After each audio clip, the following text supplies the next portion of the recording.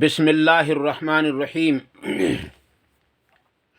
نحمدہ ونصلی علی رسولہ الکریم اما بعد فاعوذ باللہ السمیع العلیم من الشیطان الرجیم بسم اللہ الرحمن الرحیم قال اللہ تبارک و تعالی فی کتاب الکریم ان اللہ وملائکتہ یصلون علی النبی یا ایہا الذین آمنوا صلوا علیہ وسلموا تسلیما اللہم صلی علی محمد وعلی آل محمد کما صلیت علی ابراہیم وعلی آل ابراہیم انک حمید مجید اللہم بارک علی محمد وعلی آل محمد کما بارکت علی ابراہیم وعلی آل ابراہیم انک حمید مجید۔ کچھ دنوں پہلے ہم نے مختلف کتابوں میں قیامت کے روز جو آدمی اللہ تبارک و تعالیٰ کے سامنے نماز چھوڑنے کے عذر پیش کریں گے ان کے بارے میں کچھ پڑھا تھا، اگرچہ وہ صحیح احادیث میں میری نظر سے نہیں گزرا ہے، اور میری نظر سے نہ گزرنے کا مطلب یہ نہیں ہے کہ وہ کسی حدیث میں موجود نہ ہو۔ البتہ اگر وہ کسی حدیث میں موجود ہو تو بہت بہتر ہے، اور اگر کسی حدیث میں موجود نہ بھی ہو تو غالباً جو نماز چھوڑنے والے عذر پیش کریں گے قیامت کے روز وہ تقریباً یہی ہوں گے جو آج ہمارے سامنے پیش کیے جاتے ہیں، اور وہ 4 عذر ہیں لگ بھگ۔ پہلا عذر جو بے نمازی پیش کرے گا وہ کہے گا کہ یا اللہ تعالیٰ، تو نے مجھ کو سلطنت بخشی تھی، تو نے مجھ کو بادشاہ بنایا تھا، اور اس کی مشغولی، اس کا کام، اس کی ذمہ داری مجھ پر اتنی تھی کہ مجھ کو نماز پڑھنے کی فرصت نہیں ملتی تھی، اس لیے میں نماز کیسے پڑھتا؟ تو اللہ تبارک و تعالیٰ اس کے سامنے حضرت سلیمان علیہ السلام کو پیش فرما کر ارشاد فرمائے گا کہ حکومت تیری زیادہ بڑی تھی یا میرے نبی سلیمان کی حکومت زیادہ بڑی تھی۔ عزیز دوستو، سلیمان وہ بادشاہ ہیں جن کے والد بھی بادشاہ تھے، اور سلیمان وہ نبی ہیں جن کے باپ بھی رسول تھے۔ عزیز دوستو، اور سلیمان علیہ السلام کی جو بادشاہت تھی وہ ایسی بادشاہت تھی کہ اللہ تبارک و تعالیٰ نے ایسی بادشاہت کسی اور کو دی ہی نہیں، اتنی بڑی بادشاہت تھی۔ لکھتے ہیں کہ جانوروں کی بولیاں آپ سمجھتے تھے، اور جناتوں پر آپ کی حکومت تھی، اور پرندوں پر بھی آپ کی حکومت تھی۔ اتنی بڑی بادشاہت کے ہوتے ہوئے بھی آپ علیہ السلام نے کبھی اللہ کے ذکر سے غفلت نہیں برتی، اور ہمیشہ اللہ کے ذکر میں لگے رہے، اور دین کے کاموں کو بھی، یعنی کہ دین کے ارکان کو بھی بخوبی انجام دیتے رہے۔ اور پیغمبر کی شان ہی یہ ہوتی ہے، ہمارے نبی جناب محمد الرسول اللہ صلی اللہ علیہ وسلم کے سامنے کتنی ہی بڑی مشغولی ہو، وہ اس کے باوجود بھی آپ صلی اللہ علیہ وسلم دین کے کاموں سے کبھی غافل نہیں ہوتے تھے، یہاں تک کہ آپ اگرچہ دین ہی کا کام کر رہے ہوں، یعنی جہاد میں ہوں، اور نماز کا وقت ہو جائے تو آپ اسی حال میں نماز پڑھا کرتے تھے۔ ایک موقع پر، یعنی جنگ احزاب کے موقع پر، آپ صلی اللہ علیہ وسلم کی تقریباً 3 یا 4 نمازیں قضا ہوئیں، اور آپ صلی اللہ علیہ وسلم نے ارشاد فرمایا، لعنت ہو ان لوگوں پر جن لوگوں نے ہماری 3 یا 4 وقت کی نمازوں کو ضائع کروا دیا۔ اسی طریقے سے نبی اکرم صلی اللہ علیہ وسلم نے ایک مرتبہ عصر کی نماز کے بعد 2 رکعت نماز پڑھی، عصر کی نماز کے بعد۔ تو حضرت محمد الرسول اللہ صلی اللہ علیہ وسلم کی بیویوں میں سے ایک بیوی نے अपनी बांदी को हुजूर सल्लल्लाहु अलैहि वसल्लम की तरफ भेजा और जाकर के और ये मालूम करवाया कि जाकर के मालूम करो कि कि ए मोहम्मद सल्लल्लाहु अलैहि वसल्लम, आप तो असर की नमाज के बाद 2 रकत पढ़ने के लिए पढ़ने यानी कोई नमाज पढ़ने से जो है मना करते हैं, फिर आपने 2 रकत क्यों पढ़ी हैं? चुनाचे आप क्योंकि नमाज पढ़ रहे थे इसलिए आपने इशारा कर दिया और इशारे को समझ करके वो चली गई, वो खादिमा चली गई और जाकर के बता दिया कि नबी अकरम सल्लल्लाहु अलैहि वसल्लम ने इशारा कर दिया। चुनाचे आप जब उन 2 रकत से फारिग हुए और फारिग होने के बाद जब उनके यानी अपनी बीवी के पास पहुँचे, वो गालिबन हज़रत उम्मे सलमा थी गालिबन। उनके पास जब पहुँचे हैं तो आप सल्लल्लाहु अलैहि वसल्लम ने इरशाद फरमाया कि उम्मे सलमा, ऐसा मालूम होता है कि तुमने ये बात मालूम करने के लिए भेजा था, तो सुनो, आज जब मैं ज़ोहर की नमाज से फारिग हुआ तो कुछ लोग मेरे पास आ गए थे, उनकी मशगूली की वजह से ज़ोहर के बाद की 2 रकतें मेरी निकल गई थी, मैंने वो 2 रकत पढ़ी हैं। चुनांचे हज़रत आयशा सिद्दीक़ा रज़ी अल्लाह ताला अन्हा के बारे में आता है कि हज़रत उमर फ़ारूक़ रज़ी अल्लाह ताला अन्हु के दौर में जो है यानी कि असर की नमाज के बाद 2 रकत पढ़ने के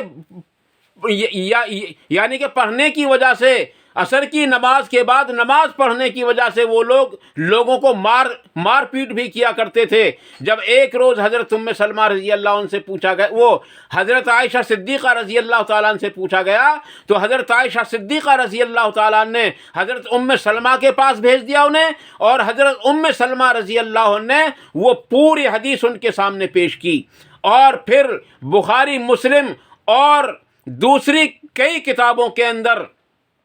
ये हदीस मौजूद है कि आप सल्लल्लाहु अलैहि वसल्लम ने वो 2 रकत हमेशा पढ़ी। और किसी ने पूछा, या रसूलुल्लाह सल्लल्लाहु अलैहि वसल्लम, ये आप 2 रकत क्यों पढ़ते हैं हमेशा? आपने फरमाया, जो अमल मुख्तसर हो और मतवातिर होता हो, यानी रोज़ाना कर रहा हो, अल्लाह तबारक ताला को बहुत ज़्यादा पसंद है। दूसरी बात ये भी थी कि नबी अकरम सल्लल्लाहु अलैहि वसल्लम जिस अमल को एक बार कर लेते थे, आप उसको हमेशा करते थे। और हज़रत आयशा सिद्दीक़ा रज़ी अल्लाह ताला अन्हा ये 2 रकत हमेशा पढ़ती थीं और फरमाया करती थीं, जनाब मुहम्मदुर रसूलुल्लाह सल्लल्लाहु अलैहि वसल्लम जब भी मेरे घर आए हमेशा इन 2 रकतों को पढ़ा, अगरचे वो ऐसे भी बीमार हो गए कि आपसे उठा नहीं जाता था, चलने फिरने से भी माजूर हो गए थे, लेकिन इसके बावजूद भी आपने 2 रकत को तर्क नहीं किया, यहाँ तक कि आप अल्लाह तबारक ताला की हुजूर में जा पहुँचे।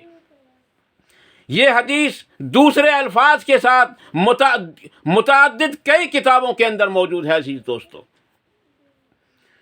और वो जो हदीस है जो सुनन अबू दाऊद के अंदर है कि सूरज निकलने के वक्त और सूरज डूबने के वक्त और ठीक ज़वाल के वक्त, वो लफ्ज़ ज़वाल नहीं है, ज़वाल तो कहते ही ज़ोहर को हैं, क्योंकि जब सूरज ढलता है उसको ज़वाल कहते हैं, लेकिन आज हमने जो ज़वाल नाम रखा है ना, वो दूसरी किसी और चीज़ का नाम रख लिया। ज़वाल तो आज हम बुलंदी को ज़वाल कहते हैं। जब सूरज मुकम्मल बुलंद होता है उस वक्त हमको नमाज पढ़ना मकरूह है, क्योंकि उस वक्त जो सूरज परस्त लोग हैं वो सूरज की इबादत करते हैं। और एक रिवायत से पता चलता है कहीं ऐसा ना हो कि तुम्हारी इबादत उनके साथ ही शामिल ना हो जाए, या उनकी जो है नकल ना कर बैठो और दूसरे लोग समझें कि ये भी सूरज की जो है इबादत करते हैं। अजीज़ दोस्तों, इससे पता ये चला कि नबी अकरम सल्लल्लाहु अलैहि वसल्लम ने जो फजर की नमाज के बाद कोई नमाज नहीं اس سے مراد یہ ہے کہ کوئی نفل نماز نہیں پڑھی جا سکتی۔ البتہ اگر کسی کی فرض نماز رہ گئی ہو یا فجر کی سنتیں ہی چھوٹ گئی ہوں تو فجر کی نماز کے بعد سورج نکلنے سے پہلے ان سنتوں کو پڑھ لینا چاہیے، کیونکہ نبی اکرم صلی اللہ علیہ وسلم کے زمانے میں ایک صحابی نے وہ سنتیں جب پڑھی فجر کی نماز کے بعد، آپ کھڑے ہو گئے، اور کیونکہ آپ صلی اللہ علیہ وسلم کو علم غیب نہیں تھا اس لیے آپ وہیں کھڑے ہو گئے، اور جب وہ سلام پھیر کر فارغ ہوئے پوچھا کہ فجر کی نماز کے بعد تم نے کون سی نماز پڑھی ہے؟ انہوں نے عرض کی یا رسول اللہ میری فجر کی 2 سنتیں چھوٹ گئی تھیں اس لیے میں نے وہ بعد میں پڑھی ہیں۔ تو پتہ یہ چلا،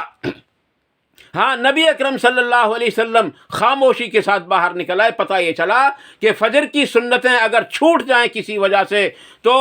اور سورج نکلنے میں وقت باقی ہو تو اس کو چاہیے کہ وہ فوراً سنتیں پڑھ لے۔ تو ایک بہانہ یہ ملا کہ وہ لوگ یوں کہیں گے کہ مجھے مشغولی تھی بادشاہت کی، مجھے مشغولی تھی فلاں چیز کی، اس لیے میں نماز نہ پڑھ سکا۔ تو اللہ تبارک و تعالی حضرت سلیمان علیہ السلام کو اس کے سامنے پیش فرمائے گا کہ دیکھ تیری بادشاہت بڑی تھی یا میرے نبی کی بادشاہت بڑی تھی، کہ کتنی بڑی حکومت تھی، لیکن اس کے باوجود بھی ایک پل کے لیے میرے ذکر سے غافل نہ ہو سکا۔ تو یہ بہانہ عزیز دوستو ہرگز نہیں چل سکتا۔ دوسرا ایک آدمی آئے گا، اس کو پیش کیا جائے گا، وہ کہے گا کہ میرے پاس کاروبار تھا، میں اس کاروبار کو چھوڑ کر کیسے جاتا۔ دوسرا یوں کہے گا کہ جو ہے میں بیمار تھا، بیماری میں کس طریقے سے نماز پڑھتا۔ عزیز دوستو، اللہ تبارک تعالی حضرت ایوب علیہ السلام کو اس کے سامنے پیش فرمائے گا کہ دیکھ تیری بیماری زیادہ بڑی تھی یا میرے پیغمبر ایوب کی بیماری زیادہ بڑی تھی۔ لکھتے ہیں کہ ایوب علیہ السلام جیسا بیمار کوئی دنیا میں ہوا ہی نہیں ہے، اور نہ کبھی۔ عزیز دوستو، اتنی بڑی بیماری تھی حضرت ایوب علیہ السلام کے یہاں کہ لوگ ان سے بچتے تھے اور کراہت کرتے تھے، یہاں تک کہ آپ کی حالت بالکل زار ہو چکی تھی، اور آپ علیہ السلام اس درجے کو پہنچ گئے تھے کہ آپ کھا پی بھی نہیں سکتے تھے، بلکہ آپ کی بیوی جن کا نام رحمت تھا یا اور کچھ نام بھی ہو سکتا ہے، عزیز دوستو وہ آپ کو کھلاتی اور پلاتی اور ہر طریقے سے آپ کی خدمت کرتی تھیں، لیکن اللہ کی یاد سے کبھی غافل نہیں ہوئے حضرت ایوب علیہ السلام بھی۔ ایک عورت کو پیش کیا جائے گا، وہ یوں کہے گی کہ یا اللہ میرا شوہر بڑا سخت تھا۔ تو حضرت آسیہ کو یعنی فرعون کی بیوی کو اس کے سامنے پیش کیا جائے گا اور کہا جائے گا کہ دیکھ تیرا شوہر زیادہ سخت تھا یا میری بندی آسیہ کا یعنی فرعون کی بیوی کا شوہر زیادہ سخت تھا۔ یعنی فرعون اتنا سخت تھا عزیز دوستو جس کی انتہا نہیں، بات بات پر لوگوں کو سولی پر چڑھوا دیتا تھا، اور حضرت موسیٰ علیہ السلام کو بھی قتل کے احکامات اس نے جاری کر دیے تھے۔ عزیز دوستو، کئی عورتوں کو یعنی اپنی خادمہ کو اس نے آگ پر لٹا کر یوں ہی جلتی ہوئی آگ کے اندر ڈال دیا تھا، اور حضرت آسیہ کو خود کو آگ کے انگاروں پر ڈال دیا تھا، وہ آگ کے انگاروں پر لٹا دیا تھا اور ہاتھ میں کیلیں ٹھوک دی تھیں، اور حضرت آسیہ کی جو خادمہ تھی اس کے بچے کو، پھر دوسرے بچے کو، اور پھر اس کو خود کو جلتے ہوئے تیل کے اندر تل دیا تھا۔ یہ وہ اتنا بڑا ظالم تھا۔ اتنا بڑا ظالم ہونے کے باوجود حضرت آسیہ رضی اللہ عنہ جو فرعون کی بیوی تھیں، جو فرعون مصر کی بیوی تھیں، جو فرعون ملعون کی بیوی تھیں، اس کے باوجود بھی آپ نے کبھی اللہ تبارک تعالیٰ کی اطاعت سے غافل نہیں ہوئی تھیں۔ عزیز دوستو، پتہ یہ چلا کہ اللہ تبارک و تعالیٰ کے سامنے ہم نماز چھوڑنے کے کتنے ہی بہانے بنا لیں۔ آج ہم کتنے بہانے بناتے ہیں، اللہ کی قسم میں اس بات کی گواہی بھی دے سکتا ہوں کہ اگر کوئی آدمی جو ہے حکومت کی وجہ سے نماز چھوڑتا ہے تو اس کا حشر فرعون کے ساتھ ہوگا۔ اگر کوئی ملازمت کی وجہ سے جو ہے نماز کو ترک کرتا ہے تو اس کا حشر ہوگا حامان کے ساتھ، اور اگر کوئی کھیتی باڑی کی وجہ سے نمازوں کو ترک کرتا ہے تو اس کا حشر ہوگا ابی ابن خلف کے ساتھ۔ اس لیے عزیز دوستو، نمازوں کی پابندی کریں، کیونکہ کفر اور اسلام کے اندر نماز ہی تو فرق ہے۔ اللہ تبارک و تعالیٰ نے سب سے پہلے اسلام کے اندر ایمان کے بعد نماز کو فرض کیا، اور قیامت کے روز بھی ایمان کے بعد سب سے پہلے نماز ہی کا حساب ہوگا۔ اگر کوئی ایمان کے بعد نماز میں کامیاب ہو گیا تو وہ کامیاب ہوگا، اور اگر اس کی نماز ناقص ہوئی تو ہمیشہ کی ناکامی کا منہ دیکھنا پڑ جائے گا۔ اللہم اجرنا من النار، اللہم اجرنا من النار، اللہم اجرنا من النار۔ اللہ تعالیٰ مجھے اور آپ کو ان مختصر سی باتوں پر عمل کرنے کی توفیق عطا فرمائے۔ اگر کوئی غلط بات میری زبان سے نکل گئی ہو جذبات میں، تو اللہ تعالیٰ ہم سب کو اس سے درگزر فرمائے، اور جتنی باتیں صحیح نکلی ہوں اللہ تعالیٰ ہمارے دلوں کے اندر راسخ فرمائے، ان پر عمل کرنا آسان بھی فرمائے، ان پر عمل کرنے کی توفیق بھی عطا فرمائے، اور ان پر عمل کرنے کے موقع بھی عطا فرمائے۔ وآخر دعوانا ان الحمد للہ رب العالمین، والسلام علیکم ورحمۃ اللہ تبارک و تعالی وبرکاتہ۔